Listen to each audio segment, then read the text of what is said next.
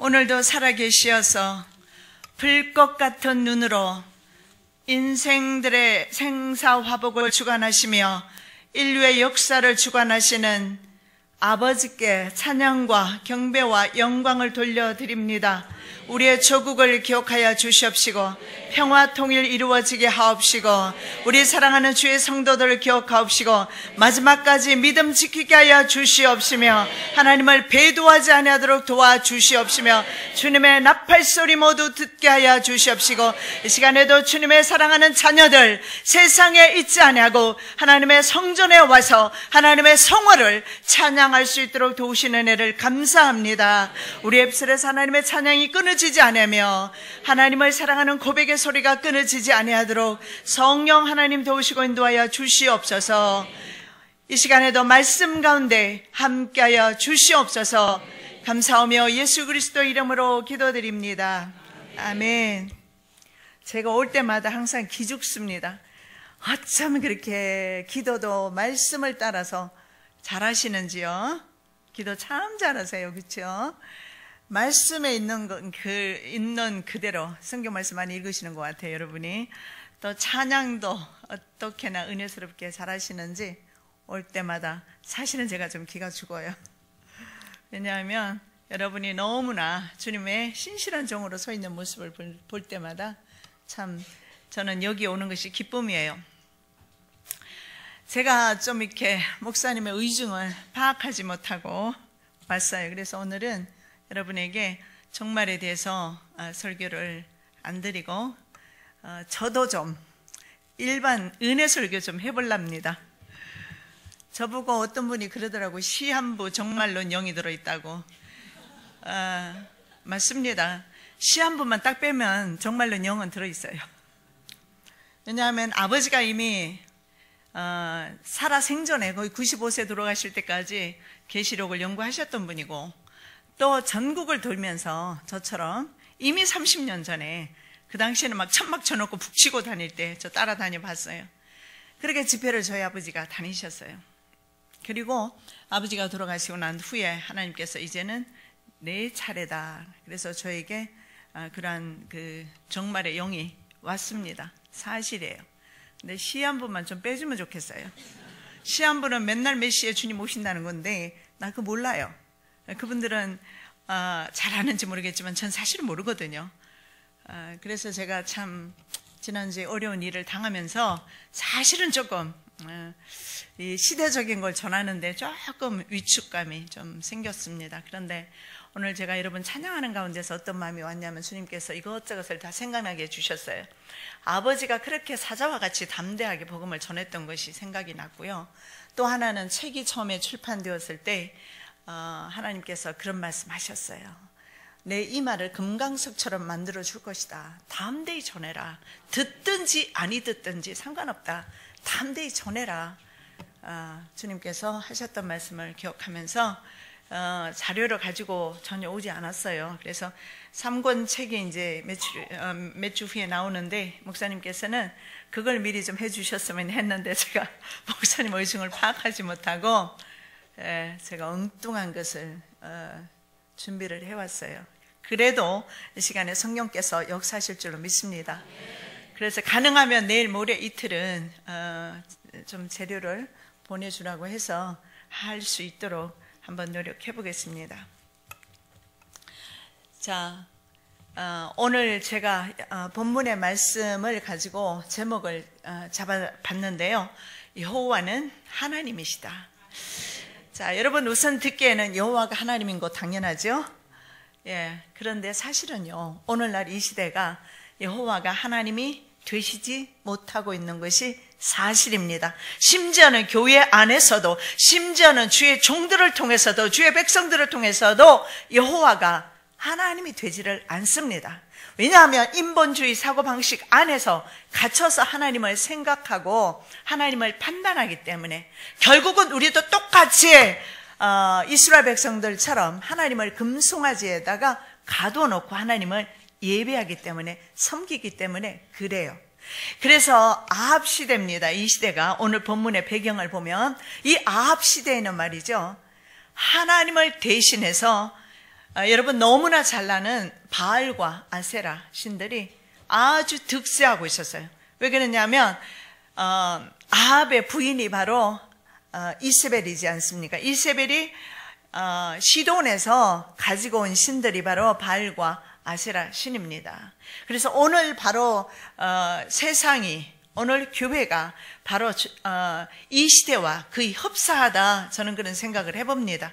그래서 하나님께서는요 엘리야의 이름을 그에게 주시고, 엘리야는 여호와가 하나님이심을 선포하는 겁니다.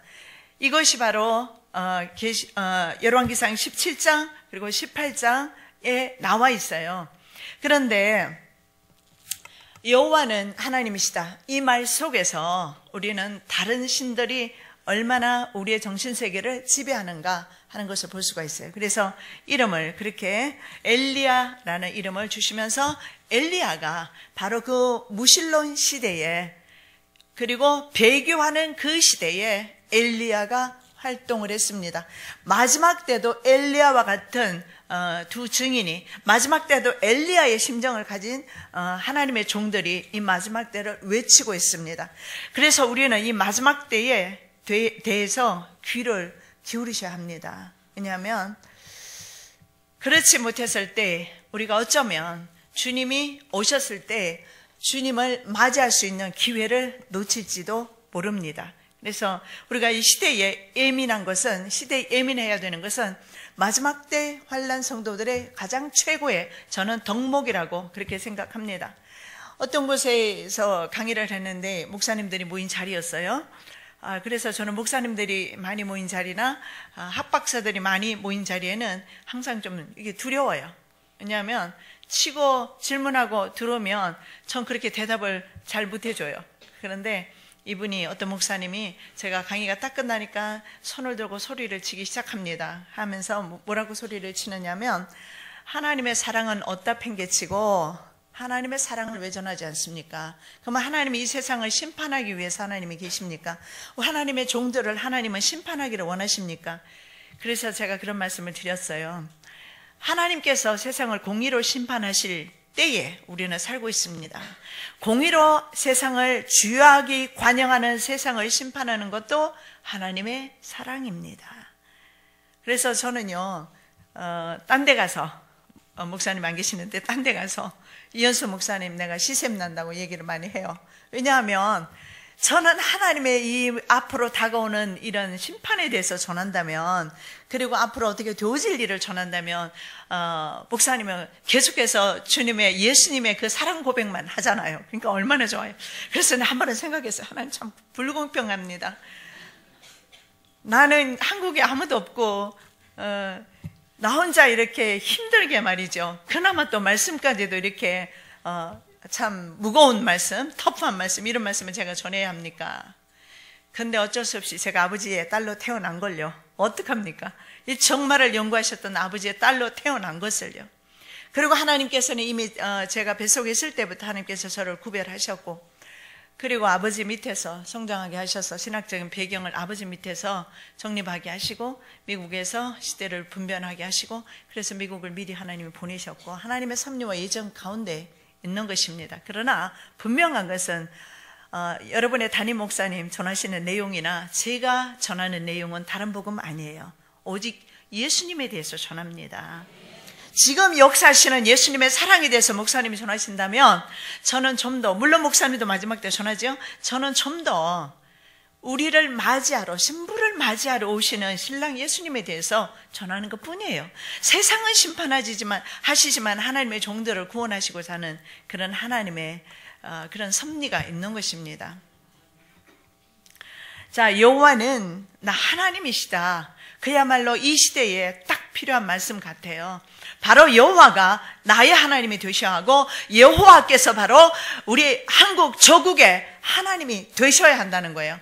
그런데 오늘날 우리 한국은 어떻습니까? 하나님 여호와 외에 다른 신이 판을 치고 있어요. 이것이 바로 종교 다원주의입니다. 이것이 바로 종교 연합입니다. 그런 모습으로 나타나고 있어요. 그래서 마지막 저들이 원하는 것은 단일 화폐지요. 그리고 단일 정부지요. 또 하나가 뭡니까?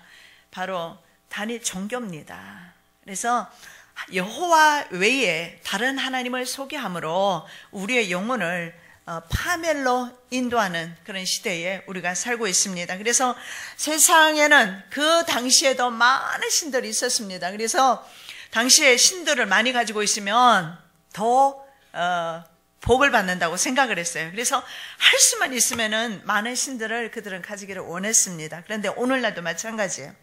WCC가 하고 있는 다른 종교에도 구원이 있다. 그리고 개신교, WCC 뿐만 아니라 개신교 수많은 목회자들의 설교 가운데서도 발언하는 것들이 바로 다른 종교에도 구원이 있다. 하나님께서 세상을 이처럼 사랑하셨으니 그래서 독생자를 주셨다. 하나님이 세상을 사랑했지 않느냐. 다른 종교도 사랑한다. 다른 인종도 사랑한다. 모든 사람을 사랑한다. 자, 정말 그래서 그들의 이론은 참으로 우리에게 그럴싸하게 다가오지만 성경에는 분명히 말합니다. 다른 이로서는 구원을 얻을 수 없나니 천하 인간의 구원을 얻을 만한 다른 이름 주신 적 없다. 분명히 성경에서 선포하고 있어요. 그래서 종교다원주의는 뭡니까? 예수 그리스도 맞습니다. 그렇게 말해요. 그런데 다른 그리스도도 있다고 소개하는 겁니다. 그렇게 해서 우리는 자칫 잘못하면 이단에, 그리고 자칫 잘못하면 이런 가문이슬에 넘어갈 수밖에 없어요. 그래서 모택동 그리스도도 있다. 모하메 그리스도도 있다. 뭐 여러 가지 지구상에는 수많은 종교의 창시자들이 바로 그리스도이다. 하나님이 기름 부으신 그리스도이다. 그렇게 주장합니다. 자, 엘리야 시대 때도 수많은 다른 신이 있었어요. 그 신들이 바로 바알과 아세라 신인데, 그래서 북이스라엘은 수많은 이방 신들을 섬겼습니다. 그래서 북이스라엘에서 엘리야가 활동을 합니다. 자, 엘리야의 사역이야말로 오늘날의 라오디게아 교회에, 오늘 시대가 라오디게아 교회 시대죠. 라오디게아 교회 시대에 꼭 필요한 말씀인 것을 볼 수가 있습니다. 자, 본문의 17장의 말씀에 보면 이런 말씀이 있죠. 여호와의 말씀이 엘리야에게 임하여 이르시되, 여기에 임하여 하는 뜻을 보면 원어에 하야라는 단어를 사용합니다. 이 하야라는 단어가 뭐냐면 되다, 존재하다 이런 뜻이 있어요. 그래서 되어 가는 것을 말하기 때문에 정적인 상태가 아니고 동적인 상태를 나타내는 단어인 것을 알 수가 있습니다. 즉 하나님의 성령이 임하는 사람은 그냥 있을 수가 없어요. 왜냐하면 그리스도의 생명이 들어가기 때문에 반드시 살아서 역동적으로 움직이게 되어 있어요. 그래서 하나님의 말씀을 듣고 엘리야는 바로 이스라엘 백성들에게 하나님의 말씀을 전달하는 것입니다. 그 하나님의 말씀이 전달되는 것이 뭐냐면 이 땅에 3년 6개월 동안은 우로가 없을 것이다. 왜 하나님의 심판이 하나님의 사랑이 아니라고 생각하는지 모르겠어요. 하나님께서 이스라엘을 사랑하기 때문에 때로는 이스라엘 백성들에게 전쟁을 주셨어요. 이스라엘 백성들에게 포로로 가게 하셨어요. 왜냐하면 하나님께서는 이스라엘 백성들의 생명을 사랑하셨기 때문에 살리기 위해서, 죽기를 원치 않아 악인이 돌이켜서 회개하는 것을 내가 어찌 기뻐하지 않겠느냐. 그래서 심판도 이런 차원에서 보셨을 때 우리는 또 더 나아가서요, 이 마지막 때 심판은 하나님의 나라가 가까워진다는 거잖아요. 그죠? 근데 이게 막 듣기 싫어요. 그러면 그건 가짜 신앙이에요. 하나님의 나라가 오는 게 싫어요. 여기가 더 좋은 겁니다. 베드로도 그랬어요. 여기 좋습니다. 여기 좋사오니 초막셋을 짓고 살아요, 주님. 그렇게 해서는 안 되죠. 그죠? 예. 자, 그래서 이 단어를, 하나님의 말씀이 바로 일하시는 것을 보게 됩니다. 그래서 첫 번째로 우리가 살펴볼 것은 하나님의 말씀이 일하세요. 언제? 지금도 일하세요. 언제부터? 창조 때부터. 아니요, 그 전부터 하나님의 말씀은 살아계셨어요. 근데 창조 때부터 하나님께서는 말씀으로 역사하셨어요. 오늘날도 그래서 저와 여러분에게 바로 하나님은 말씀하고 계시는 겁니다. 그래서 성경 말씀에 보면 하나님의 말씀이 천지를 창조하셨고, 그리고 그 말씀이 육신이 되어서 우리 가운데 거했다. 요한복음에 그렇게 말씀을 하고 있습니다.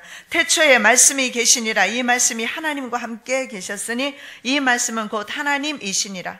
그가 태초에 하나님과 함께 계셨고 만물이 그로 말미암아 지은 바 되었으니 지은 것이 하나도 그가 없이는 된 것이 없느니라. 요한복음 1장 1절에서 3절 말씀까지 이렇게 말씀하고 있어요.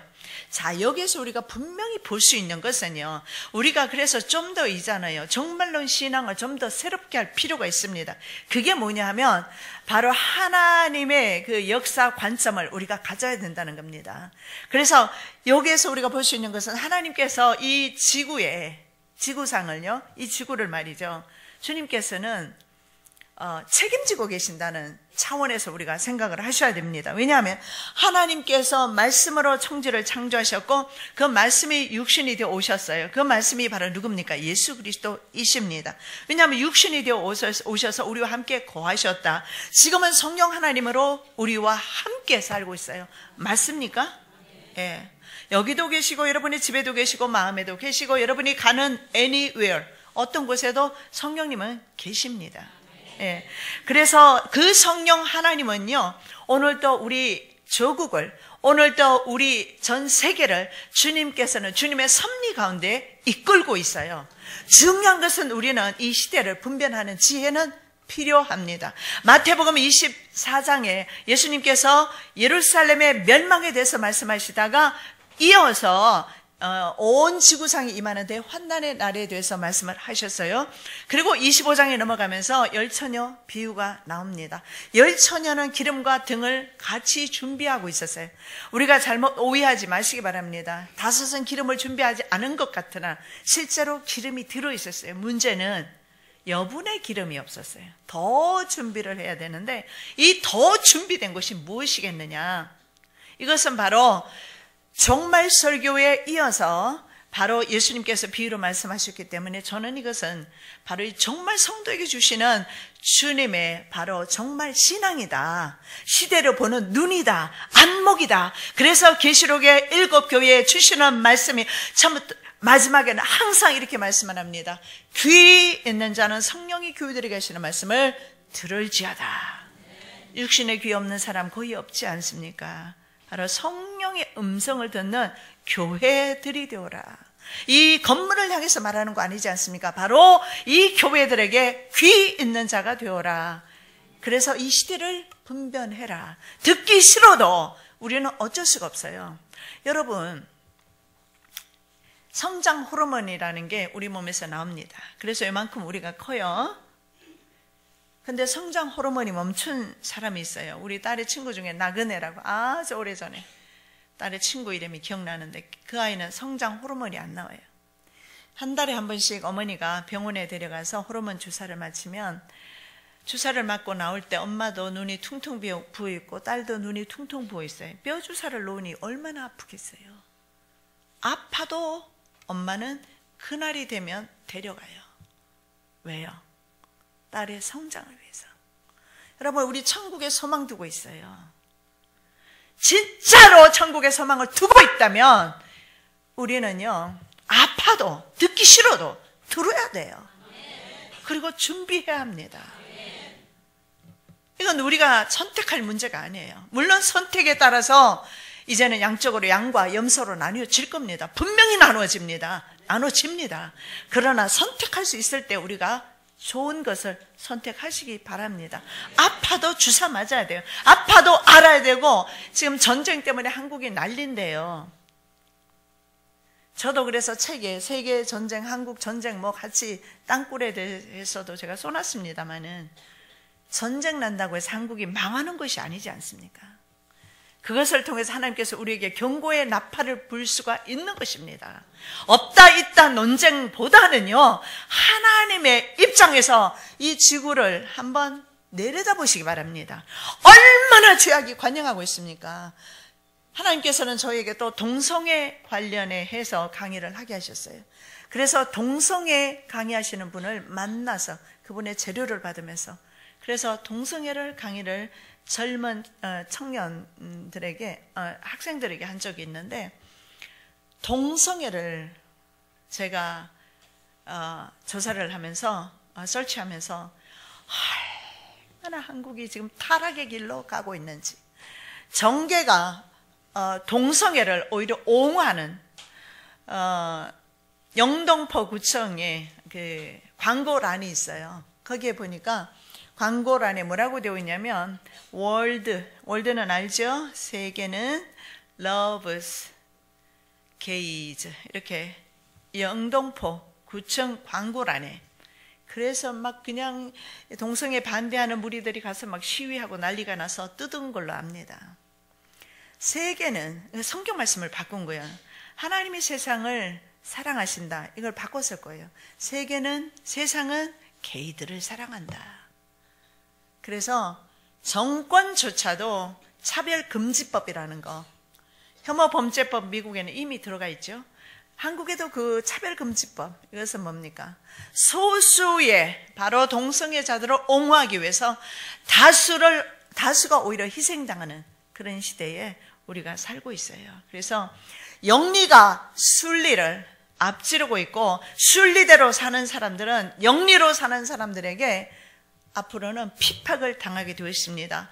진리를 따라 살고자 하는 사람은 비진리에 서 있는 사람들에게 환난과 핍박을 당하게 될 것입니다. 그런 세상에 우리가 살고 있어요. 깨어나시기 바랍니다. 더 이상 어린아이와 같이 살지 마십시오. 그럴 시간이 없어요. 그럴 시간이. 언제 어린아이 키워서 언제 장성한 사람 만들어요? 전 분명히 시한부 아니라고 말씀드렸어요. 어디 가서 시한부라고 하지 마세요. 저 기분 나빠요. 그런데 주님께서 오실 때는 임박한 거는 전 알아요. 뭘로 아느냐? 주님의 계시도 여러분은 받기도 하고 음성도 듣기도 하고 하시겠지만, 저는 모든 정치, 경제, 문화, 모든 시스템을 보니까 주님 오실 때가 임박했어요. 왜 그러냐? 세상이 끝이 왔단 말이죠. 세상 끝에는 어때요? 뭐가 오죠? 금신상이 나타나고 금신상을 친 것이 있어요. 그게 뭡니까? 뜨인 돌이에요. 돌이 금신상을 쳐버렸어요. 그죠? 예. 이제 하나님 나라가 오고 있어요. 그러니까 우리가 그 나라를 사모해야죠. 보네포 목사님이요, 게슈타포에 의해서 체포되어서 감옥에서 1940 우리가 5년인가 독립이 되잖아요. 근데 나라가 독립이 되는 것을 보기도 전에 이제 부활절을 앞두고 돌아가셨어요. 감옥에서 사형당했죠. 그랬을 때 그분이 이런 말씀을 합니다. 오늘로서 이 세상에서는 내 생명은 마지막이다. 그러나 내게는 새 생명이 시작되고 있다. 그분이 그렇게 말씀하셨어요. 우리에게 주님께서 새 생명과 새 나라 주시려고 주님의 역사 가운데, 그래서 이런 역사적인 주님의 그런 관점으로 보셔야 돼요. 그래서 주님께서는 주님이 직접 창조하신 창조 동산이기 때문에 한 번도 눈을 떼는 법이 없어요. 그래서 우리 한국도 전 세계도 주님께서 잡고 계세요. 그래서 이 지구상에, 이 한국 땅에 전쟁이 일어나든지 무슨 일이 일어나든지 간에 주님의 주권 속에 있다는 거 여러분 아시기 바랍니다. 자, 로마서 11장 36절에 이런 말씀을 합니다. 이는 만물이 주에게서 나오고 주로 말미암고 주에게로 돌아감이라. 만물이 주에게서 나왔고 주님께서 붙잡고 계시고 결국은 주께로 돌아간다. 지금 주님께로 돌아가려고 만물이 온갖 악을 계속 쌓고 있는 겁니다. 정말 입에 담을 수 없을 정도로. 제가 받은 정보를 금요일에는 제가 여러분에게 알려드리려고 그래요. 전파 무기에 대해서. 얼마나 사람들이 악독한지요. 함께 나눌 것입니다. 만물이 주에게서 돌아가려고 해요. 왜 그렇습니까? 인간으로 말미암아, 악한 탐욕으로 말미암은 그 인간들의 그 탐욕 때문에 만물이 더 이상 피곤해서 못 견딘답니다. 만물이 주님께로 돌아가려고 호소하고 있어요. 만물이 더 이상 인간에, 한번 보십시오. 전부 아스팔트 아닙니까? 다 덮어버렸어요. 이러니 지구의 온도가 올라가지. 하나님의 창조 동사는 간데 없어지고 인류의 과학 문화가 고층 빌딩으로 올라가기 시작해서 이제는 모두 거의가 바벨탑을 쌓아버렸습니다.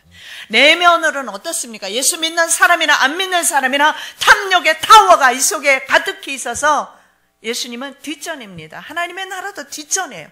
그래서 마지막 때 시대적인 말씀 듣는 게 싫은 겁니다. 만물이 주에게로 돌아간다. 자, 여러분 분명히 아셔야 합니다. 다니엘서를 보시면 아시겠지만 역사를 주관하시는 분은 하나님이십니다. 인생들의 생사, 화, 복을 주관하시는 분도 하나님이십니다. 죽고자 했던 다니엘과 세 친구는 살아났어요. 살기를 원하는 사람은 마지막 때 죽습니다. 자, 오늘도 우리의 역사를 주님이 주관하고 계십니다. 세계 역사를 주관하고 계시고 여러분의 인생 역사도 주관하고 계세요. 그래서 이 자리에 앉아 계십니다. 여러분 있잖아요. 주님께서 돌보지 아니하시면요, 나는 몰라요. 근데 언제 뒤에 와서 내 차를 들이받을지 사실은 몰라요. 그런데 아슬아슬하게 피할 때가 참 많아요. 그럴 때 없습니까? 정면 충돌할 때도 많아요. 정면. 근데도 하나님께서 지금까지 내 호흡을 주관하신 거예요. 내 호흡을. 그래서 지금 주장하신 이유는 단 하나예요. 뭐예요? 배 터지게 잘 먹고 잘 살으라고? 아니요. 하루라도 더 하나님 찬양하라고. 여러분의 찬양과 여러분의 기도가 얼마나 은혜가 되는지 몰라요. 하십시오. 많이 하십시오. 많이 찬양하고 많이 말씀 읽고 그저 입술로 선물 내지 마시고 그저 단물만 내기에도 부족한 그런 시대에 살고 있어요. 시간이 얼마 없어요. 때가 됐습니다. 임박합니다. 주님께서 이미 나팔 불기를 준비를 끝내놓은 상태입니다. 왜? 동서팔방에서 이 나팔 소리요, 옛날에 이스라엘 백성들 회중을 소집할 때 나팔 불었어요. 천국 회중을 소집하기 위해서 나팔 불어요. 그런데 세상에 빠져 살다 보면 나팔 소리 못 듣습니다. 물론 여러분은, 특별히 우리 목사님의 교회 성도 여러분은 참 뜨겁고 기도 많이 하고 다 깨어있는 줄 압니다마는 여러분을 사랑해서, 저는 이현수 목사님 되게 사랑하거든요. 목사님도 저를 되게 사랑하는 줄 난 믿지만 예, 그래서 제가 높아심, 여러분을 사랑해서 높아심으로 말씀드리는 거예요. 정신 차리십시오. 진리로 걸어가는 일에 방해되는 것은 다 잘라버리십시오. 그리고 오직 한 길만 가시기 바랍니다. 이게 복잡하면 할수록요, 주님의 은혜는 멀어지고요, 하나님의 진리의 말씀은 내게서 멀어지게 되어 있어요. 절대로 두 가지가 함께 갈 수는 없어요. 자, 그래서 절대로 하나님께서는 이 지구상을 버려두지 아니하실 것이며 반드시 주님께서는 회복시킵니다. 바로 새 예루살렘 성을 회복시켜 주신다고 약속하시죠. 그런데 정말 중요한 것은, 나도 그러면 주님이 인도하시는가? 그럼요. 내 생각대로 내 꼬라지대로 살아가지만 그래도 주님께서는 그 중에서도 때로는 인생 채찍과 사람의 막대기를 통해서 우리를 바른 길로 인도하신답니다. 그래서 고난이 오거나 어려움이 오거나 환난이 오거나 질병이 오거나 감사하십시오. 주님께서 그때야말로 주목하고 있는 때입니다. 옆에 하늘에서 이기도록 격려하고 있습니다. 스데반 순교할 때 보십시오. 예수님께서 하나님 우편에 서셔서 스데반이 끝까지 승리할 수 있도록 힘을 돋워주면서 환상을 보여주십니다. 영계를 열어주세요. 스데반이 어떻게 순교할 수 있겠습니까? 돌맞아 아프면 자기도 아프면 우리도 아프죠. 다 똑같잖아요. 스데반이 안 아프면 우리도 안 아플 것이고, 그가 아프면 나도 아플 것이고, 다 인간은 똑같잖아요. 그런데 그는 견뎠는데 나는 못 견딜까요? 그러지는 않을 겁니다. 중요한 것은 영계가 열렸어요. 주님을 봤어요. 주님께서 조금만 참아라, 조금만 견뎌라, 곧 나와 함께 이곳에 있게 될 것이니라. 주님의 그 격려와 주님의 그 모습, 그걸 통해서 스데반은 마지막까지도 순교까지도 감당할 수 있었습니다. 저와 여러분들도 순교하기까지의 믿음으로까지 나아갈 줄로 믿습니다. 그래서 특별히 환난 때는 하나님께서 환난 성도를 철저하게 주님께서 보호하시고 특별히 보호하신다는 것입니다. 여호와는 이스라엘의 신이십니다. 맞아요. 그러나 동시에 나의 신입니다. 정말 이스라엘만의 신이라면 우리가 여호와를 부르짖을 이유가 없어요. 이스라엘의 신이에요.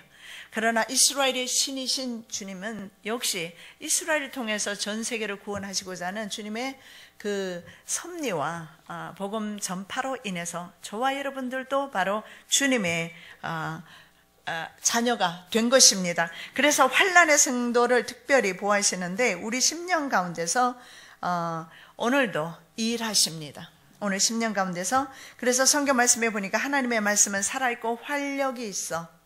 하나님의 말씀은 죽은 것이 아닙니다. 창세부터 지금까지 심지어는 10년 가운데 현재까지 활력이 있어서 좌우에 날이 서 있는 어떤 검보다도 더 예리하여 혼과 영과 및 관절과 골수를 찔러 쪼개기까지 하며 또 마음의 생각과 뜻을 판단하나니. 히브리서 4장 12절 말씀입니다. 자, 말씀이 일하시는 교회, 말씀이 일하시는 가정, 말씀이 일하시는 우리의 심령 되시기를 예수님의 이름으로 축복합니다. 말씀이 일해야 돼요. 내가 하면 안 돼요. 그럼 시끄러워요. 교회도 시끄러워요. 말이 많아요. 불평이 자꾸 나와요. 그러나 예수께서 직접, 하나님께서 말씀이 직접 일하시는 교회에 말씀이 인도하는 심령 탈이 없어요. 왜 그렇습니까? 내가 주인 노릇 할 수가 없기 때문에 그래요. 저는 조금 어려운 일을 겪으면서 미국으로 돌아갈까 이 생각을 좀 가지고 있었어요. 근데 엄두를 못 내겠는 거예요. 왜냐하면 아버지의 뜻을 아니까. 아버지께서 그랬습니다. 제가 책을 처음에 2,000권 출간했어요. 근데 직접 출판하다 보니까 판로가 없어요. 2,000권을 갖다 뒀는데 눈앞이 깜깜했어요. 누가 저것을 한 권이라도 팔아줄까? 그런데 주님께서는 이미 저한테 말씀하고 있었어요. 전해라. 제가 미국에서 전하라 그러면 미국에 오래 살아도 영어가 짧아서 못 전해요. 다행히 주님께서 미국 사람에게 전화를 하지 않아서 감사하죠. 한국에 와서는 제가 마음대로 말할 수 있잖아요. 전할 수 있잖아요. 그래서 주님께서 저를 한국으로 보내셨어요.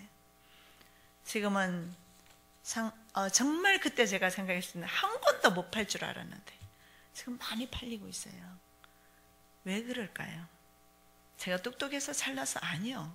주님께서 시대를 알리기를 원하셔서 말씀이 일하셔요. 그래서 그런 것 뿐이에요.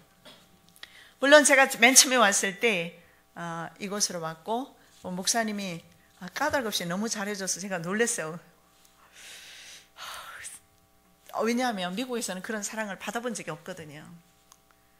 왜냐하면 섬기기만 했어요. 저는 미국의 삶이 그래요. 성도들이 섬길 줄 몰라요. 아주 섬기는 일만 했어요. 설거지도 제가 하고 돈 드는 것도 내가 다 지불하고 차 태워주는 것도 제가 다 하고 그 다음에 어떤 데는 뭐 통역이 필요하면 나는 못하지만 못하는 대로도 하기도 하고 내 자식까지 앞세워서 다 통역해주고 다 섬기는 훈련을 받았어요. 그래서 한국에 와서 어떻게나 우리 목사님 저를 사랑해 주시는지 남자 같으면 오해할 뻔했어요. 주님께서 저에게 일하라고, 다른 거 하나도 없다고 저는 생각합니다. 일하라고. 그래서 이 시간에도 이 자리에 있는 겁니다. 그래서 저의 존재 자체가, 이 자리에 있는 존재 자체가 바로 이 시대를 증가하라는 주님의 뜻인 것으로 여러분 이해하시기 바랍니다. 그러지 않으면 책 한 권도 팔 제가 없고 한 군데 교회에도 가서 강의할 데도 없고 그런 제가 지금은 다른 나라까지 다니고 있잖아요. 주님의 인도예요. 말씀이 역사하고 있는 거예요. 그래서 제가 드리는 말씀은 바로 마지막 때 주님께서 마지막 때를 전하게 하기 위해서. 그래서 제가 주님의 뜻을 분명히 알기 때문에 내가 힘들다고 해서 떠날 수는 없다. 그런 마음을 제가 다시 먹게 됐어요. 무슨 말이냐 하면요, 우리는 힘들어도 눈물 나도 뱃스메스로 가는 소 두 마리 보십시오. 뒤에서 음매음매. 여러분, 짐승도 있잖아요. 본능이란 게 있어요. 젖은 뚝뚝 떨어지고 새끼들은 뒤에서 울부짖고, 본능대로 하려면 새끼에게로 가기도 있어요. 그게 본능이에요. 근데 짐승도 본능대로 안 살아요. 주의 음성을 들었단 말이에요. 그리고 어디로 갑니까? 벳스메스로 가서 자기는 토막 쳐져서 희생제물로 드려졌어요.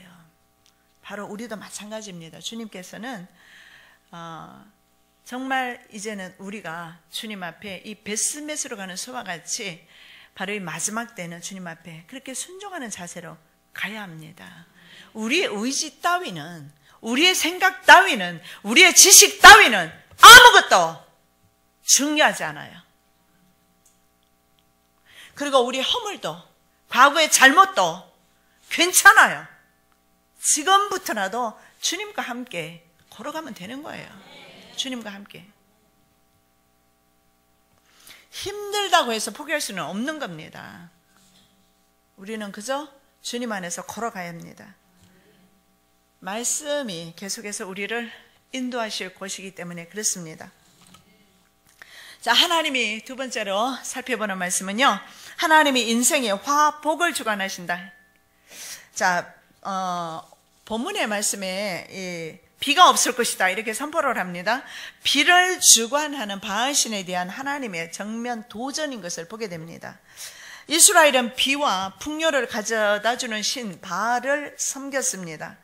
농경사회에서 비와 이슬은요, 생명과도 같습니다. 자, 열왕기상 17장 1절 다시 보면, 길앗에 우가는 자 중에 디셉 사람 엘리야가 아합에게 말하되, 내가 섬기는 이스라엘의 하나님 여호와께서 살아계심을 두고 맹세하노니 내 말이 없으면 수년 동안 비도 이슬도 내리지 아니하리라. 자, 북이스라엘을 사랑해서 비와 이슬을 내리지 아니하므로 회개시키기를 주님은 원하시는 겁니다. 이것도 주님의 사랑입니다. 엘리야는 야고보 5장 17절 이런 말씀이 있습니다. 우리와 성정이 같은 사람이라도 그가 비가 오지 않기를 간절히 기도한 즉 3년 6개월 동안 땅에 비가 오지 아니하고 다시 기도하니 하늘이 비를 주고 땅이 열매를 맺었느니라.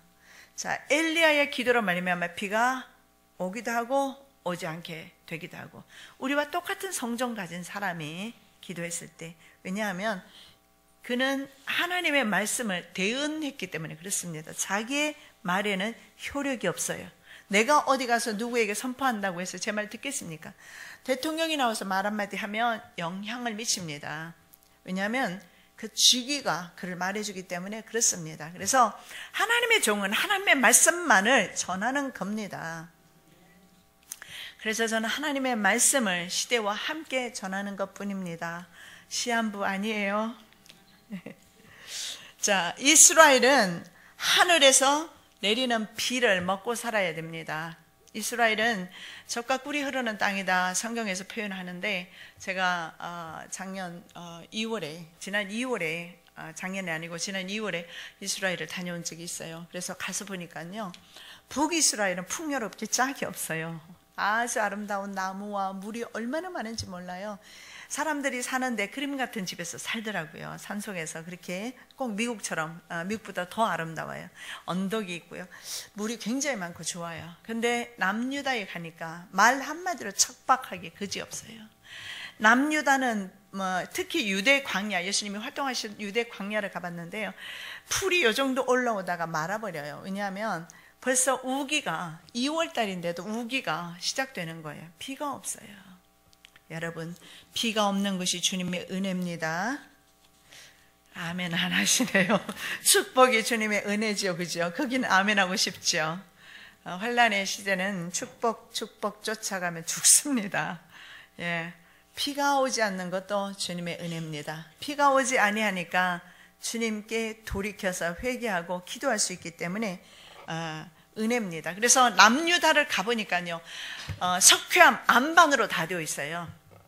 그래서 다윗이 도망 다녔는데 나는 그 숲이 우거진 밀림지대로 그렇게 도망 다닌 줄 알았어요. 보니까 완전히 도망다니는 거 멀리서 다 보일 정도로 석회암 안반이에요. 그렇게 되어 있는 동굴 속에 숨었더라고요. 그래도 다윗을 주님께서는 보호하신 것을 보게 됩니다. 자기가 잘나서 도망 잘 다닌 거 아니에요, 사울을. 주님께서 사울의 눈을 가려줬어요. 한 동굴에 있었는데도 잠자버렸잖아요. 하나님이 하신 거예요. 그래서 끝까지 우리들을 주님께서 보존하십니다. 생명. 자, 성경에 이렇게 말씀을 합니다. 신명기 11장 10절 12절 내가 들어가 차지하려는 땅은 내가 나온 애굽 땅과 같지 아니하니 거기에서는 너희가 파종한 후에 발로 물대기를 채소밭에 댐과 같이 하였거니와 너희가 건너가서 차지할 땅은 산과 골짜기가 있어서 하늘에서 내리는 비를 흡수하는 땅이요 내 하나님 여호와께서 돌봐 주시는 땅이라 연초부터 연말까지 내 하나님 여호와의 눈이 항상 그 위에 있느니라. 자, 여기서 분명히 볼 수 있는 것은 애굽 땅과 같지 않다 이렇게 말합니다. 남유다에 대해서.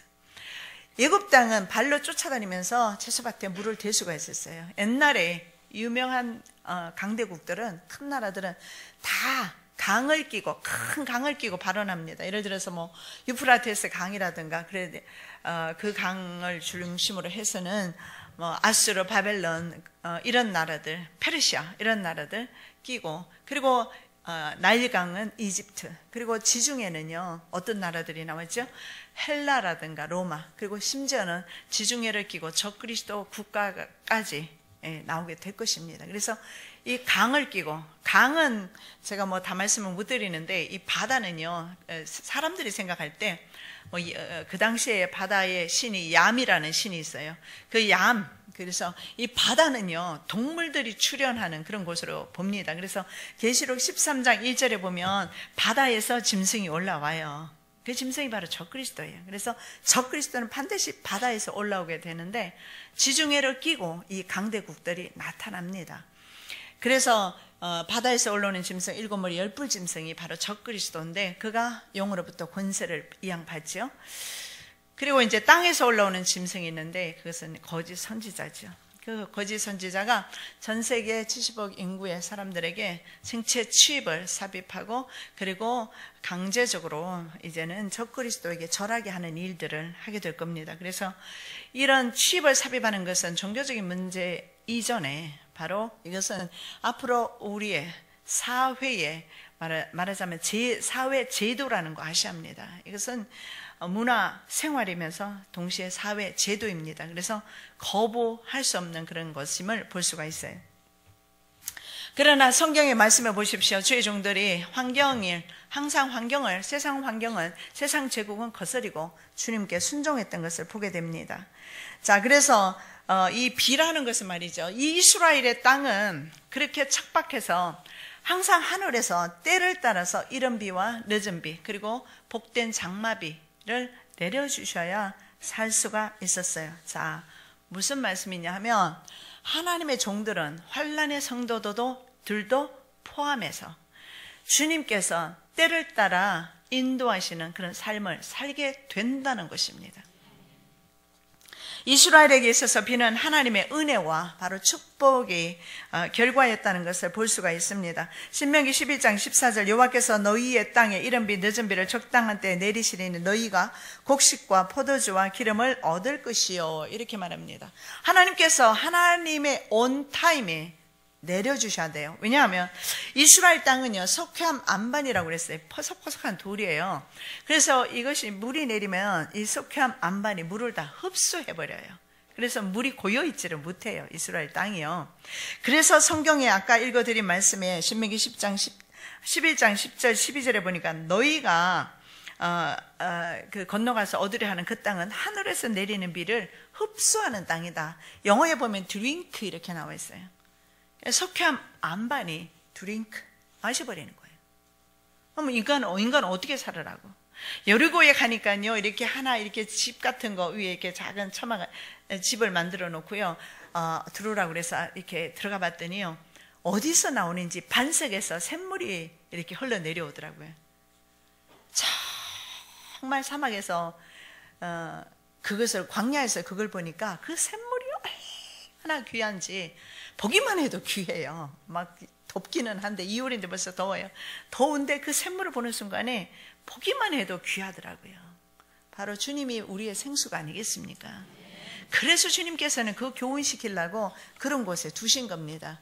그래서 이스라엘은요, 날마다 주님을 바라볼 수밖에 없어요. 날마다 어려움이 있을수록, 환란이 있을수록 우리 인간은 주님을 바라보게 되고 있으나, 민주주의 그리고 이 잘 사는 땅에 살면서 사람들은 배가 부르면서부터 시작해서는 하나님을 바라보지 않게 됩니다. 세상을 바라보지요. 자, 그들이 눈물 골짜기로 지나갈 때 그곳에 많은 샘이 있을 것이며 이른 비가 복을 채워주나이다. 시편 84편 6절에서 그렇게 말합니다. 바로 이 비는 하나님의 복이라고 그렇게 말합니다. 샘. 그런데 여러분 이렇게 생각할 겁니다. 수돗물 트기만 하면 물 나오는데 그게 샘하고 나하고 무슨 상관이 있어요? 그렇게 말씀하지 마시고, 이스라엘에게 있어서 이 샘물이, 이스라엘에게 있어서 바로 이슬이, 물이 하나님의 은총이었답니다. 그렇다면 우리에게 주어지는 하나님의 은총은 뭘까요? 성령의 단비입니다. 성령의 은혜예요. 자, 시편 147편 8절 9절에도 이렇게 말씀합니다. 그가 구름으로 하늘을 덮으시며 땅을 위하여 비를 준비하시며 산에 풀이 자라게 하시며 들짐승과 우는 까마귀 새끼에게 먹을 것을 주시는도다. 저는 당뇨 초기라고 하더라고요. 그래서 약을 먹다가 끊어버리고 산에를 다니기를 시작을 했어요. 그래서 할 수 있으면 강의를 갈 때는 모르는데 동네에 있는 산에를 다녔어요. 그래서 계절이 바뀌는 것을 확연히 볼 수가 있어요. 여름이 오면은요, 길을 걸어갈 수 없을 정도로 잎이 무성해요. 산천초목이 주님의 그 창조 질서에 순응하고 있어요. 인간만이 안 하고 있어요. 지금쯤 올라가면은 이제 낙엽이 떨어지고 있어요. 창조 질서에 순응하고 있어요. 인간만이 안 하고 있어요. 봄이 되면 새 싹을 움키웁니다. 주님의 질서에, 창조 질서에 순종하고 있어요. 인간은 안 해요.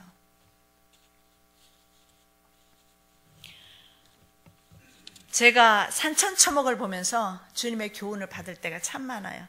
그들은 비를 맞기만 하면은요, 막 자라나기 시작해요. 그래서 얼마나 잘 자라나는지요.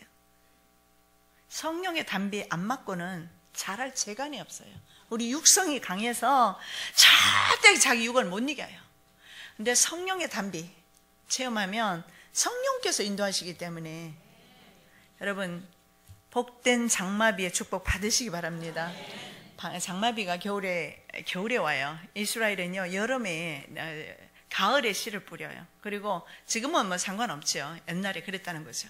그리고 겨울에 곡식이 자라고, 왜냐하면 더운 지방이니까요. 여름에는 곡식 안 자라요. 타버리고. 그리고 봄에 추수를 하게 되겠죠. 그래서 이른 비는 가을에 오고요, 복된 장마비는 겨울에 오고, 늦은 비는 봄에 오는데, 이게 순서가 바뀌어버리면 어떻게 되겠어요?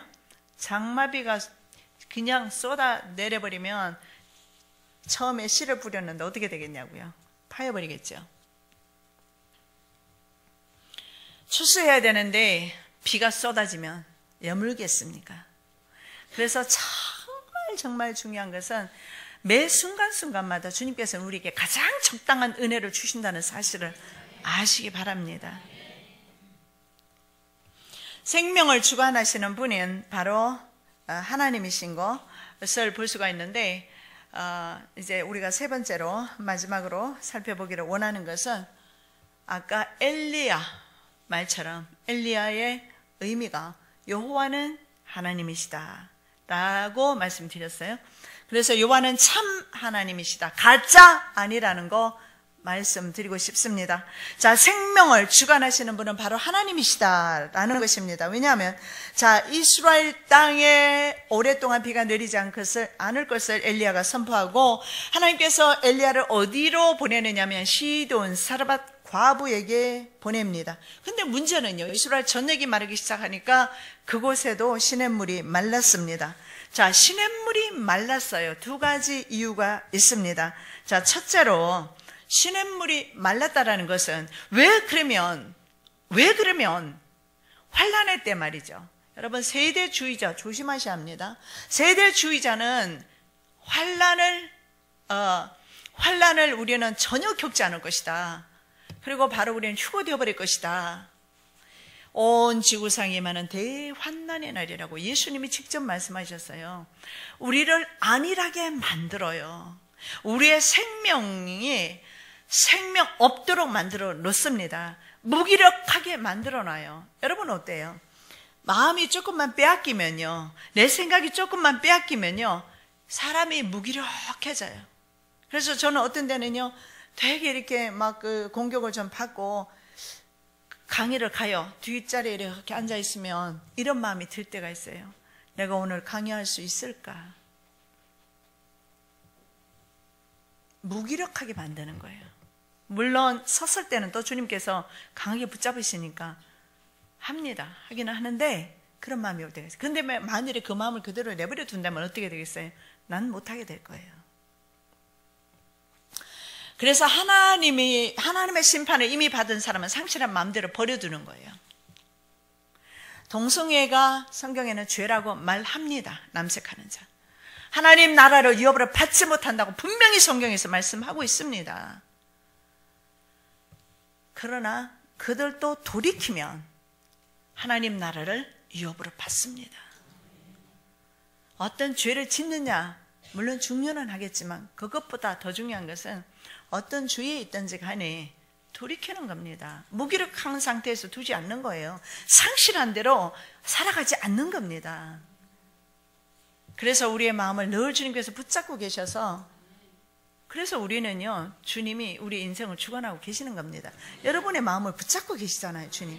그것이 바로 정말 굉장한 놀라운 하나님의 축복입니다. 자, 첫째로 엘리야로 하여금 시냇물 말을 의지하지 않도록 교훈하시는 겁니다. 어찌 엘리야뿐이겠습니까? 바로 오늘날의 물질 만능주의 시대에 물질이 최고입니다. 이 물질 때문에 전파 무기를 사용해서 사람들을 죽이기도 하고 살리기도 하고 침입해서 강간하기도 하고 별짓 다 합니다. 전파 무기는 밖에서 전파 쏘고 안에 들어가서 마음대로 해칠 수가 있는 강력한 무기예요. 정보통신 발달로 이루어진 무기입니다. 나의 편리를 위해서, 욕심을 채우기 위해서 다른 사람의 목숨을 헌신짝 버리듯이 미가 선지자 때나 하박국 시대 때나 똑같은 이 시대에 저와 여러분이 살고 있습니다. 많은 사람들이 이렇게 세상을 쫓고 있어요. 멸망당할 세상을 쫓고 있어요. 그리스도인들조차도 마찬가지예요. 그 모습에서 벗어나지는 못해요. 여러분이 하루 종일 무엇을 생각하는지 한번 체크를 해보십시오.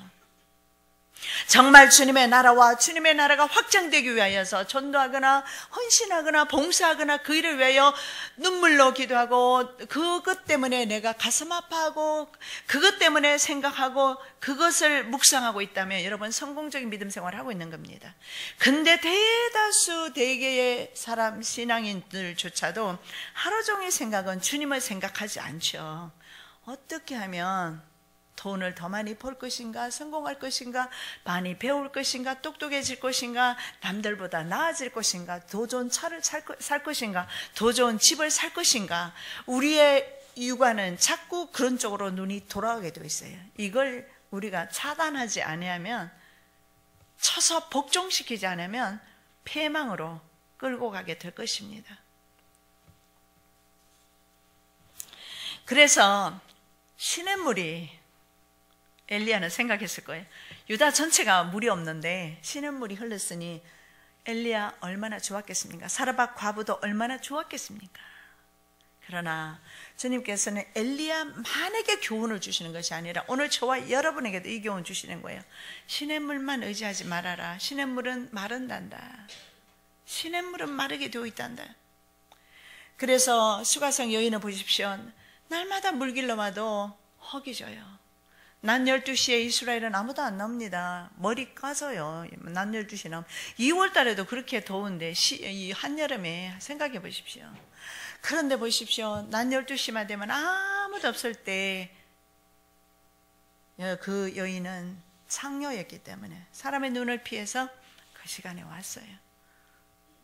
그 수가성 여인의 모습이 오늘날 전 인류의 모습이고 오늘날 바로 예수 믿는 사람들의 일부의 모습이기도 합니다. 아니요, 어쩌면 다수의 모습이에요. 다수. 이 모습, 그런데도 얼마나 감사합니까? 예수님께서는 일부러, 옛날에 유대 사람들은요 사마리아 성을 안 가고 일부러 둘러서라도 유대로 돌아가거든요. 예수님은 바로 사마리아 성을 통과하면서 수가성 여인을 만나 주셔요. 예수님을 만난 수가성 여인은 바로 나가서 내가 만난 예수 너희도 한번 만나봐라 전하지 않습니까? 바로 오늘날이 바로 그렇습니다. 이 시냇물만을 의지하는 신앙은요 초짜입니다. 그래서 오늘 저와 여러분에게도 시냇물만을 의지하지 말라. 세상 바라보지 말아라. 장성한 사람은요 시냇물이 없어도 눈에 보이거나 손에 잡히는 그 어떤 것이 없어도 하나님을 신뢰하게 됩니다. 아주 아름다운 찬송가 있죠. 이 눈에 아무진 거 아니 배워도 믿음만을 가지고 걸으며 이 귀에 아무 소리 아니 들려도 하나님의 약속 위에 서리라. 하나님의 말씀 위에 서리라. 믿음 위에 서리라. 보이고 들리는 것 쫓지 마시기를 예수님의 이름으로 축복합니다.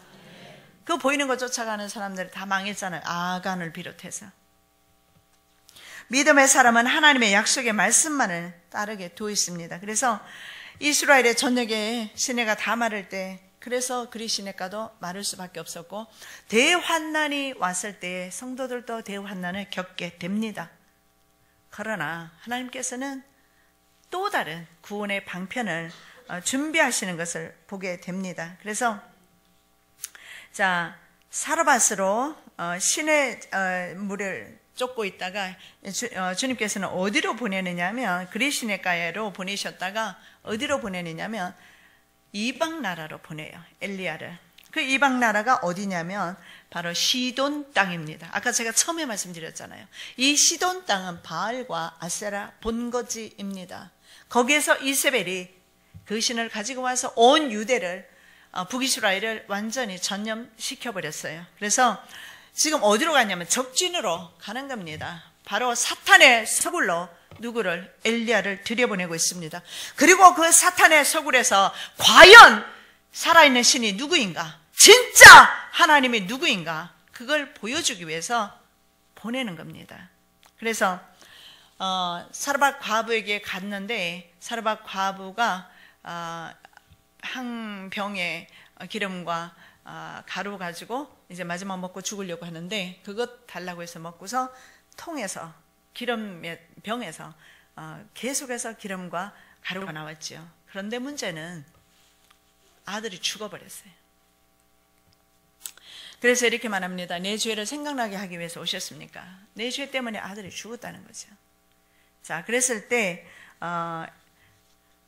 엘리야는 인생 화복을 주관하시는 분이 하나님이라는 것을 보여주는 거예요.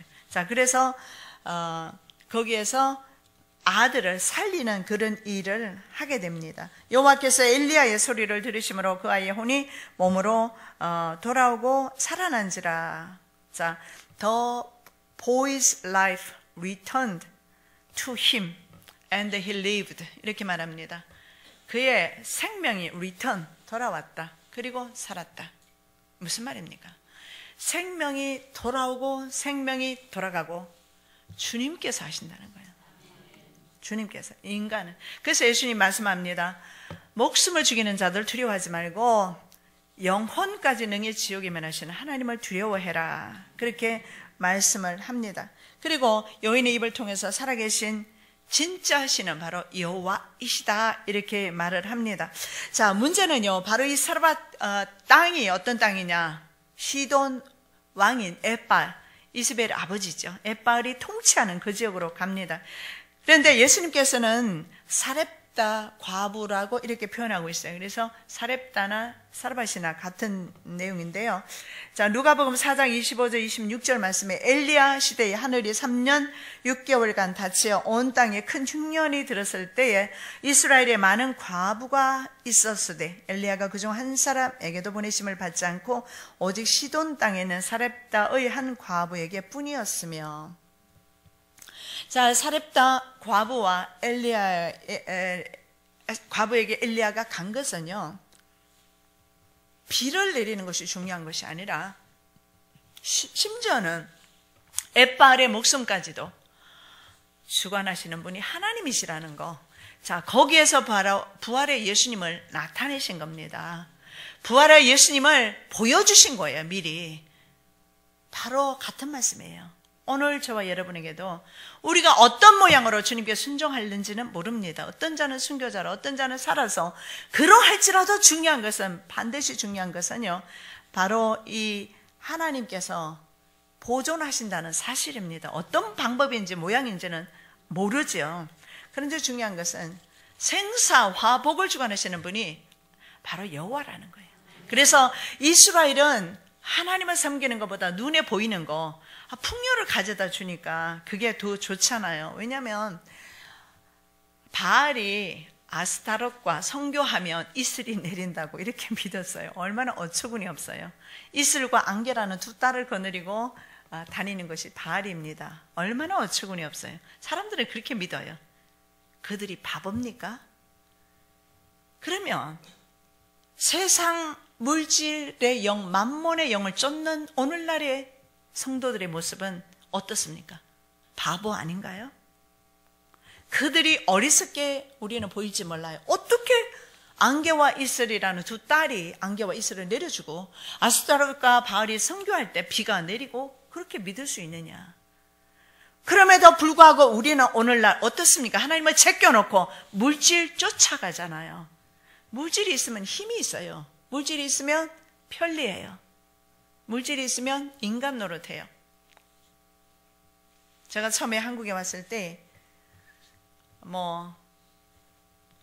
미국에서 목회하다가 이제 그만두게 되고 생활비도 끊기게 되고 남편으로부터 매달 엄청나게 많은 돈이 왔었어요.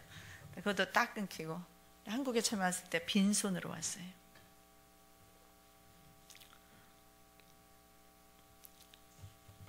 그러면서 그 전에 미국에서 몇 년 동안 살면서 돈이 없죠. 근데 저도 자존심이 좀 강해요. 그래서 어디 가도 절대 다른 사람 돈 내는 거 별로 얻어먹어 본 적이 없어요. 미국에서는 항상 제가 돈을 냈지. 근데 돈이 없으니까 못 내겠더라고요. 그러니까 안 나가버려요. 참 불편하더라고요. 의기소침했어요. 불안했어요. 힘들었어요. 그래도 한 번도 저는 소망을 잃지는 않았습니다. 왜냐하면 내 속에 그리스도의 생명이 있었기 때문에. 지금은 어떠냐고요? 돈 없어서 토큰이라든가 돈 없어서 지하철 못 걷는 일은 없어요. 지금은 가고 싶은데 어디든지 갈 수 있어요. 주님께서 복을 주셔서. 그 복이라는 것은 여러분이 생각하는 복과 같이 생각하면 안 돼요. 아파트라든가 좋은 차라든가 이렇게 생각하면 안 되고요. 그 복이라는 것은 불편함이 없도록 강의를 다닐 수 있고 내 먹고 싶은 거 먹을 수 있고 그것을 말합니다. 그러나 여러분 그것은 불편할 뿐이에요. 돈이 우리를 구원 못합니다. 돈 쫓지 마십시오. 주님께 있다면 드리십시오. 드릴 수 있는 시간도 얼마 남지 않았어요. 곧 아무것도 드리지 못할 때가 올는지 몰라요. 내 믿음 하나 지키기 힘든 그런 시대가 곧 오게 될 것입니다. 여러분 분명히 아십시오. 누가 진짜 신인가? 물질의 신, 만몬의 영? 아닙니다. 오직 여호와만이 나의 참신입니다. 나의 구주입니다. 나의 생명입니다. 그래서 하나님의 말씀이 바로 하나님의 종들을 통해서 성취되는 것을 보게 되죠. 엘리야를 통해서 이제 영혼이 돌아오게 되면서 바로 그 땅에 하나님이 선포하는 겁니다. 바로 내가 이 땅의 주인이다. 내가 이 지구상의 주인이다. 역사의 주인은 바로 나다. 이걸 선포하기 위해서 그 아들을 살린 겁니다. 그래서 그 아들이 먼저 죽었습니다. 갔어요. 다시 돌아왔어요, 생명이. 그래서 하나님의 사람은 이러한 사역을 해야 하는데 저와 여러분이 마지막 때 이러한 사역을 했으면 좋겠습니다. 성경 말씀에 17장 열왕기상 17장 24절에 여인이 엘리야에게 이르되 내가 이제야 당신은 하나님의 사람이시오 당신의 입에 있는 여호와의 말씀이 진실한 줄 아노라. 보십시오. 진실한 종을 통해서 하나님의 말씀이 진실되게 증명되어지고 있어요. 이 시대에 여러분 말씀에 굳게 서시기를 바랍니다. 그래서 정말 하나님께로부터 또 세상 사람으로부터 하나님의 사람이라고 인정받으시기를 예수님의 이름으로 축복합니다. 디모데전서 6장 11절에서 이렇게 말씀합니다. 오직 너 하나님의 사람아 이것들을 피하고 의와 경건과 믿음과 사랑과 인내와 온유를 따르며. 여러분 제발 마지막까지 사람들로부터 하나님으로부터 세상 사람이라는 말 듣지 마시고 하나님의 사람이라는 말 들으시기를 예수님의 이름으로 축복합니다. 기도하겠습니다. 사랑의 예수님 참으로 감사합니다. 여호와가 나의 하나님 되심을 감사합니다. 하나님의 말씀이 우리 가운데 일하심을 감사합니다. 마지막까지 우리 생명 떠나는 그 순간까지 주님의 말씀이 일하실 줄로 믿습니다. 우리의 앞으로의 모든 미래와 조국과 또한 아버지 불안정한 이 모든 세계 정세까지도 주님의 손에 올려드립니다. 주님께서 주관하여 주시옵소서. 감사하며 예수 그리스도 이름으로 기도드립니다. 아멘.